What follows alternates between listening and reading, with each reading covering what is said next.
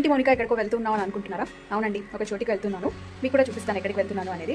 కొంతమంది లేడీస్కి ఇంట్లోనే ఉంటూ వాళ్ళ టాలెంట్ని షోకేస్ చేసి దాని ద్వారా మనీ అర్న్ చేస్తూ ఉంటారు కదా. అలా మా కమ్యూనిటీలో చాలా మంది లేడీస్ ఉన్నారు. కొంతమంది నాకు పరిచయం అయ్యారనమాట.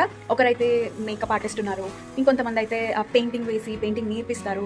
తర్వాత ఇంట్లోనే మంచి మంచి నేతితో లడ్డూలు లైక్ స్వీట్స్, మన తెలుగు స్వీట్స్ అన్ని చేసి అమ్ముతూ ఉంటారు. కొంతమంది డ్రై ఫ్రూట్స్ అమ్ముతారు. అలా చాలా మంది ఉన్నారనమాట ఇంట్లోనే శారీ బిజినెస్ చేసుకుంటూ. అలా సో మన ఒక ఆవిడ నాకు పరిచయం అయ్యారు. సో వాళ్ళ ఇంట్లో బెల్లంతో హెల్దీగా స్వీట్స్ చేసి అమ్ముతున్నారనమాట.